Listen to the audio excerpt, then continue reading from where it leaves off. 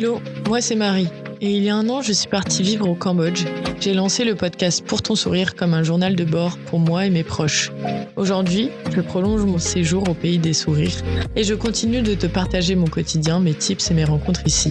Alors, je te souhaite une bonne écoute. Hello et bienvenue sur un nouvel épisode du podcast Pour ton sourire.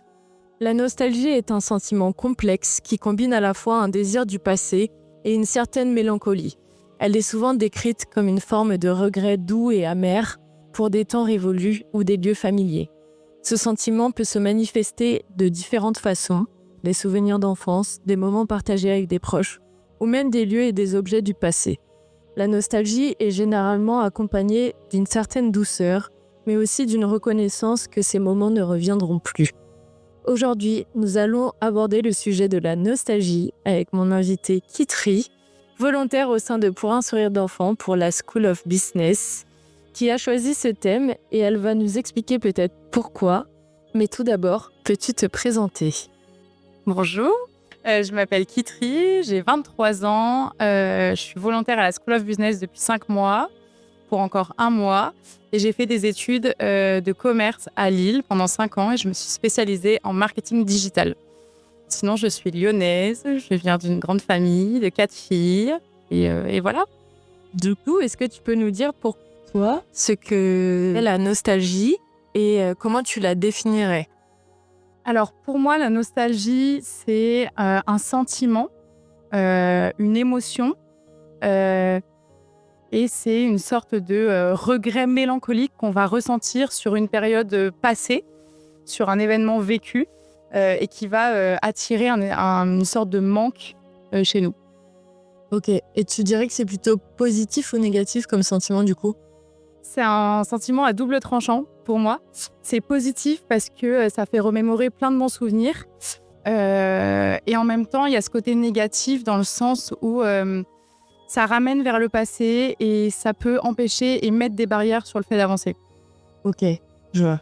Alors, dans un contexte qui s'apparente un petit peu plus à ta vie de maintenant, le fait que tu sois parti à PSE à plus de 9000 km de la France pour faire cette expérience, est-ce que tu peux me dire comment tu ressens la nostalgie quand tu vis, en tout cas quand tu pars vivre à l'étranger, et si ça change peut-être ta perception de la nostalgie en étant à distance ? Alors, il y a une des phases de la nostalgie, enfin une des facettes en tout cas de la nostalgie qui peut être la nostalgie du pays. Et c'est hyper étonnant parce que moi, j'ai eu l'habitude de j'ai quand même beaucoup bougé. Notamment, j'ai fait un Erasmus en Suède. Et c'est un sentiment que j'avais beaucoup ressenti. Et très étonnamment, c'est un sentiment que je ne ressens pas du tout ici, dans le sens où je me sens vraiment épanouie à 100%. Et j'ai tellement d'émotions qui sont décuplées ici que la nostalgie n'est pas un sentiment qui va ressortir dans mon expérience au Cambodge. Ouais, mais puisque tu disais que c'était à double tranchant, dans le sens où ça pouvait être positif ou négatif, tu pourrais ressentir la nostalgie de manière positive tout en étant ici et sans avoir, une nostalgie d'un moment triste ou quoi que ce soit. Genre plus le truc de « Ah, j'ai vécu des moments heureux autour d'une bonne raclette, par exemple, en France. » Je suis un peu nostalgique de ça. Tu le ressens pas non plus ?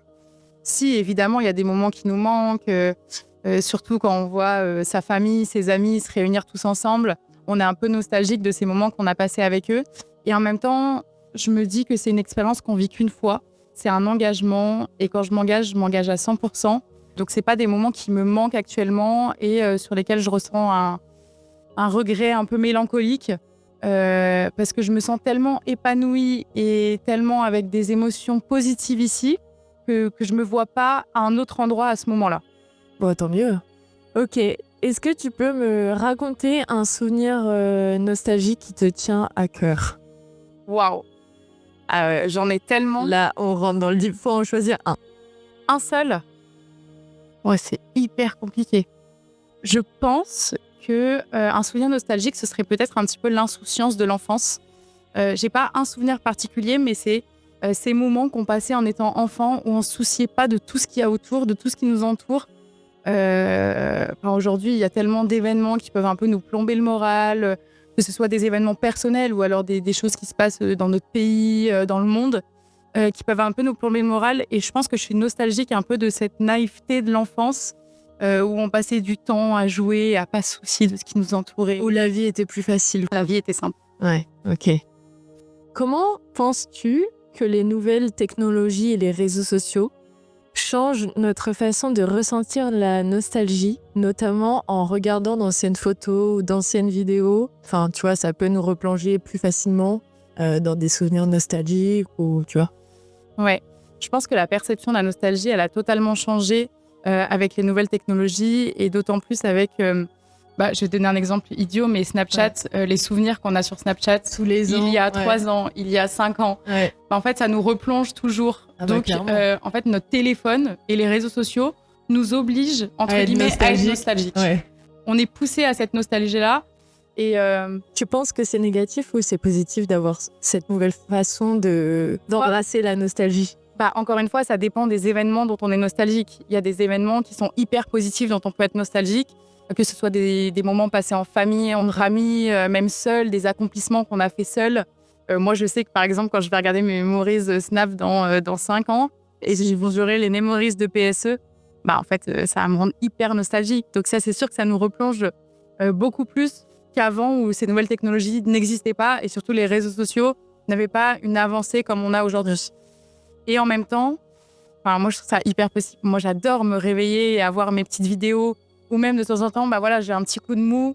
Et je vais plonger dans mes photos, dans mes vidéos, regarder. J'adore faire des vidéos récap de mes vacances, tout ça. Donc, je vais re-regarder en boucle. Mes stories Instagram à la une, pareil, je les fais hyper propres et hyper régulières parce que j'adore les re-regarder, j'adore me rappeler les moments, tout ça. Donc, pour moi, il y a un fort impact positif. Ok. Mais encore une fois, ça va dépendre des événements et des périodes qu'on a vécues. Je suis d'accord avec toi. Après, moi, je trouve que ça pousse quand même à la nostalgie aussi du regret, entre guillemets, tu vois. Typiquement, quand y a des gens, ils font partie de notre vie pour un certain temps, pour un temps délimité, disons.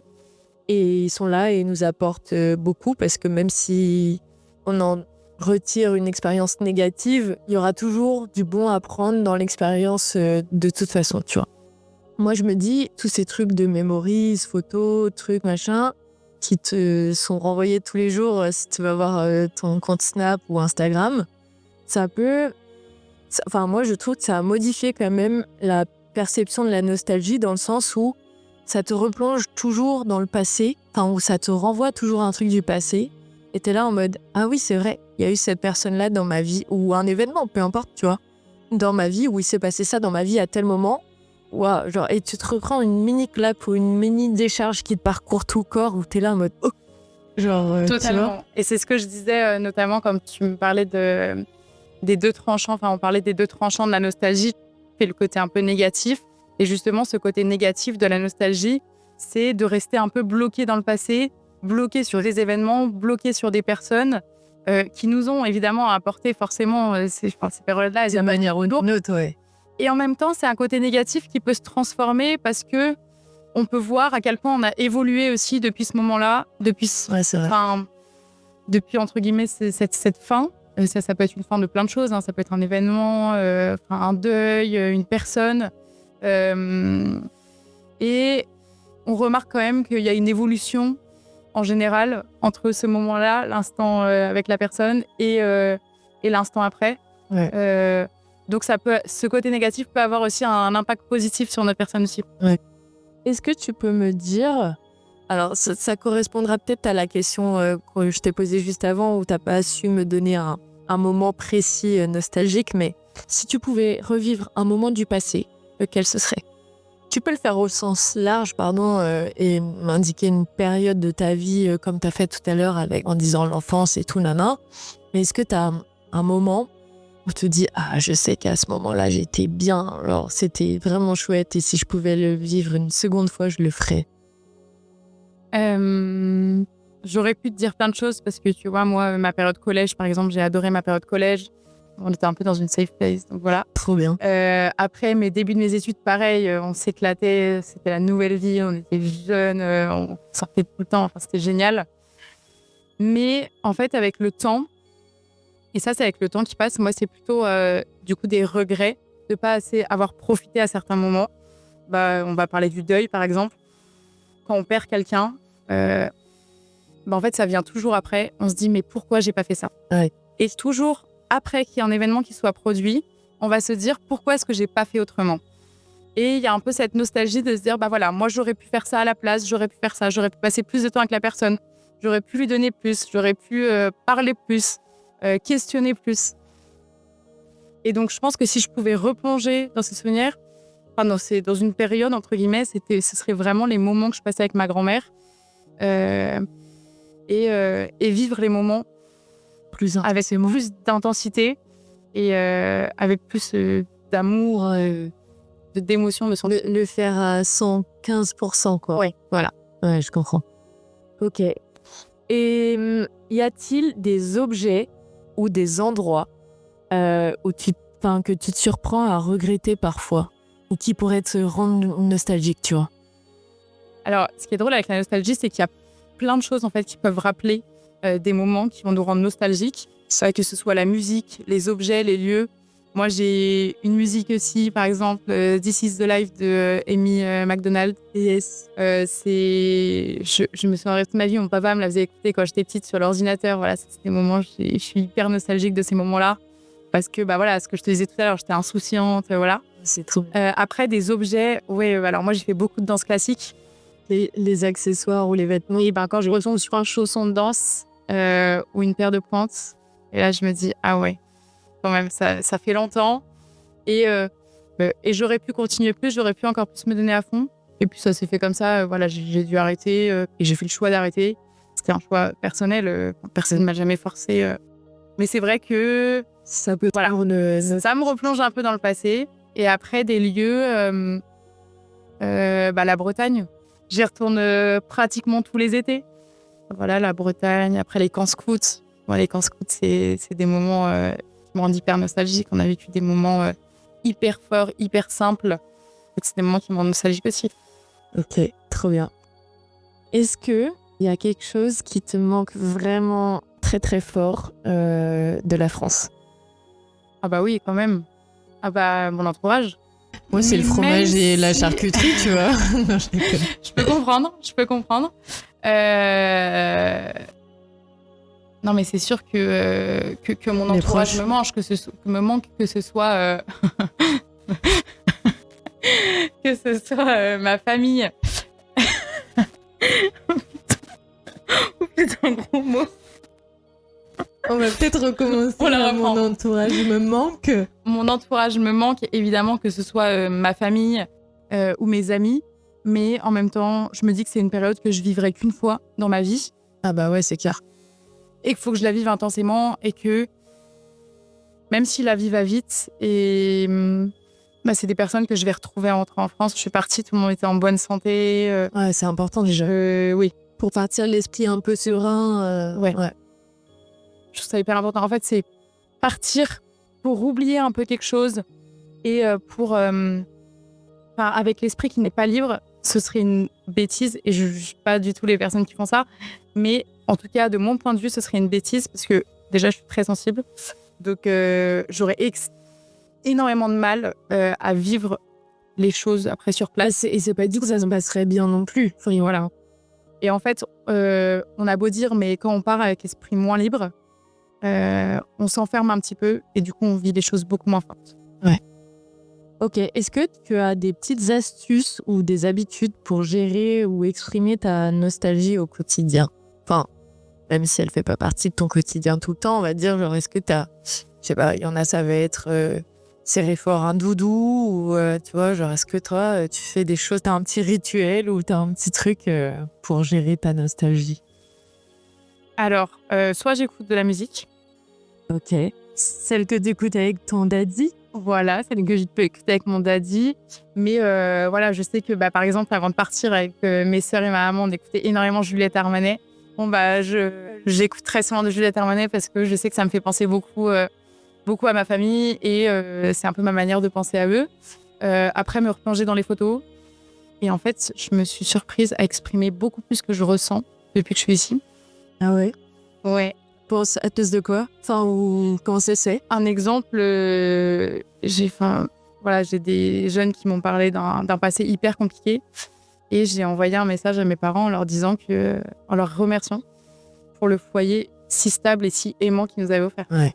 Et c'est quelque Tu t'es chose- rendu compte de la chance Ouais. que tu as eue, en fait. Et c'est quelque chose que, avant de partir, je l'aurais pas fait avec la même honnêteté que la manière dont je l'ai fait maintenant. Je comprends.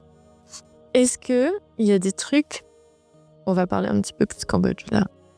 Est-ce qu'il y a des trucs que tu as découverts au Cambodge qui t'aident à atténuer cette nostalgie? Et justement, ça peut être discuter avec les enfants de PSE, ça peut être aller à l'IFC, te poser à l'IFC, ça peut être, tu vois, genre plein de choses comme ça. Est-ce qu'il y a des choses qui te raccrochent, ou qui t'aident tu disais qu'ici, tu ressentais pas tant la nostalgie, mais peut-être des choses qui te font du bien, tout simplement, tu vois. Ouais. Oui, comme je t'ai dit, je ressens pas beaucoup la nostalgie ici. Après, moi, les choses dans lesquelles je me sens épanouie, en tout cas ici, c'est de passer du temps avec les gens. Et quand je dis les gens, ça peut être toutes les personnes qu'on rencontre ici, mais c'est autant les jeunes de PSE, mais c'est autant les volontaires que d'autres staffs, que les volontaires des winter camps. Oui. C'est vraiment passer du temps avec les gens, partager, avoir des moments en fait simples, juste des moments simples de vie, où on n'est pas obligé de... Voilà, après, il n'y a aucune superficialité, il n'y a aucune complexité en fait dans les discussions, tout est simple. Et c'est ces moments-là que j'aime particulièrement ici. Que t'apprécies. Trop bien.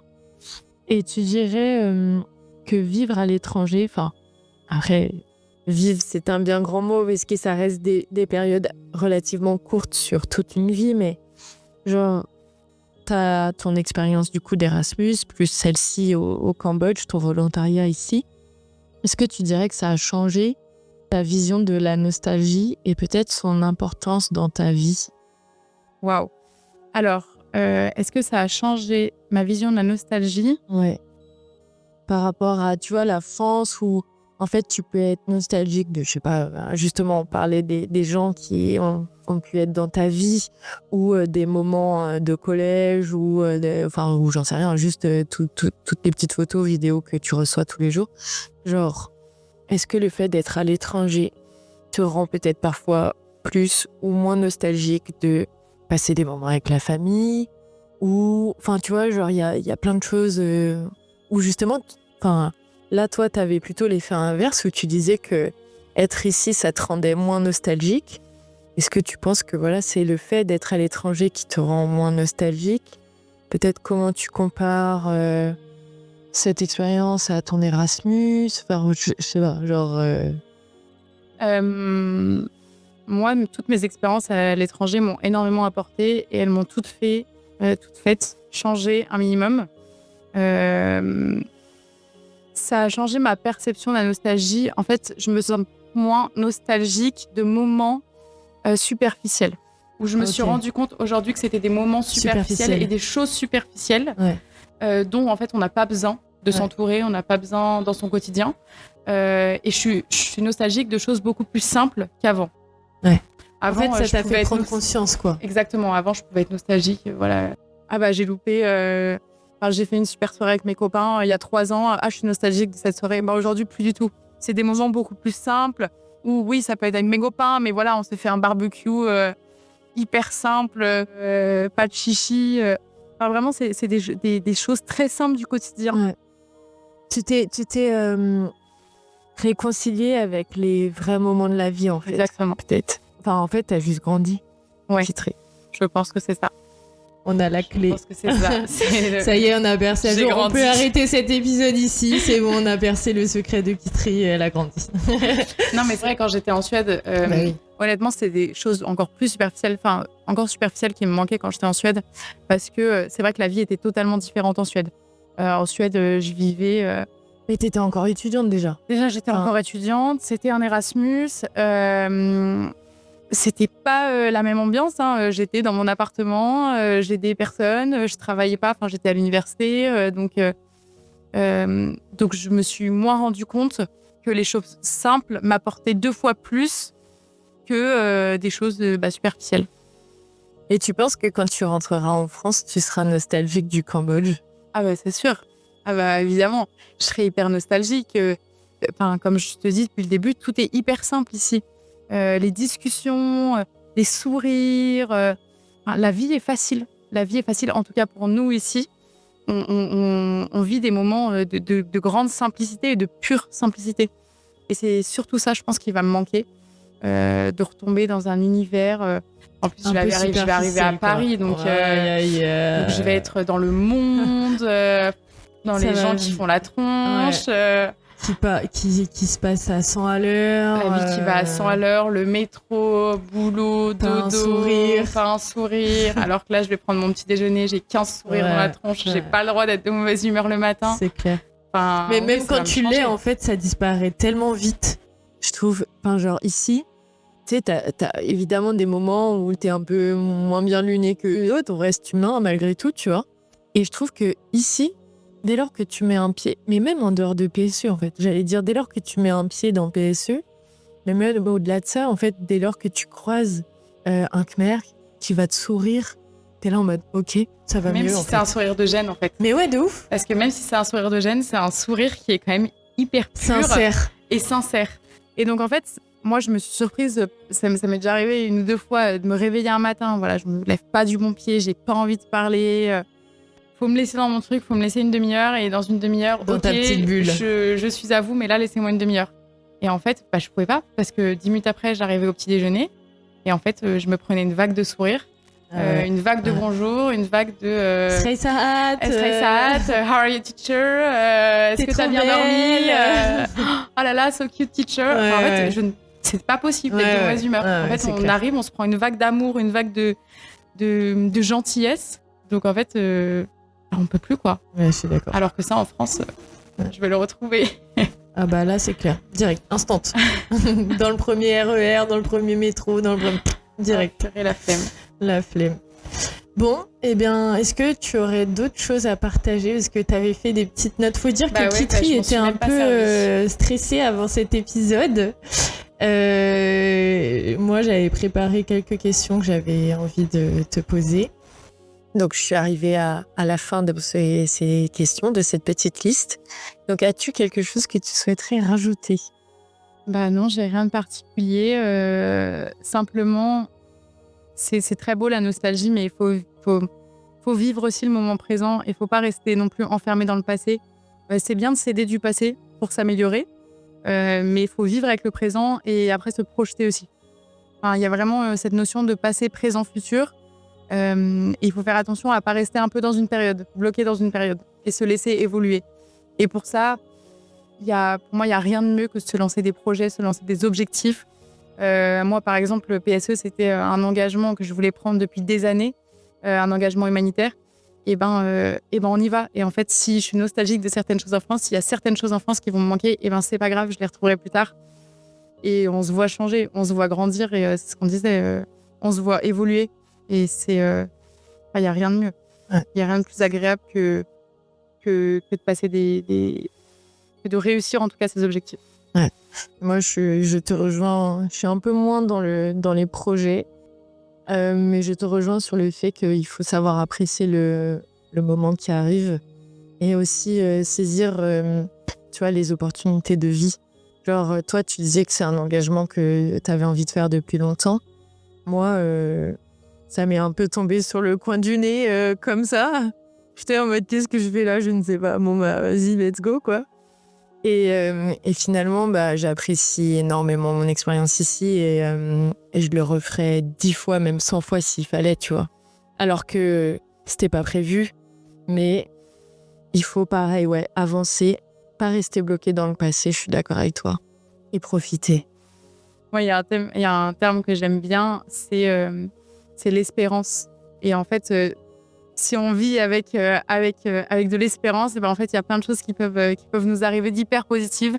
Et ça, faut savoir les saisir. Ouais, je suis d'accord. Ok, eh bien voilà, on arrive à la fin de cet épisode dédié à la nostalgie. Ce sentiment à la fois doux et puissant qui nous ramène à ce qu'on a aimé et ce qu'on a vécu, et parfois ce qu'on a perdu. On espère que ces réflexions t'ont permis de poser un autre regard sur ta propre nostalgie. qu'elle soit un moteur pour avancer ou juste un cocon réconfortant. Merci d'avoir été avec nous et n'oublie pas, le passé peut éclairer le présent, mais c'est dans l'instant qu'on construit les souvenirs de demain. Alors, à bientôt pour un nouvel épisode. À bientôt.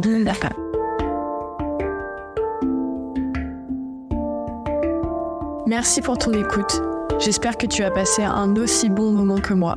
On se retrouve sur Instagram, le lien est en description. Ciao!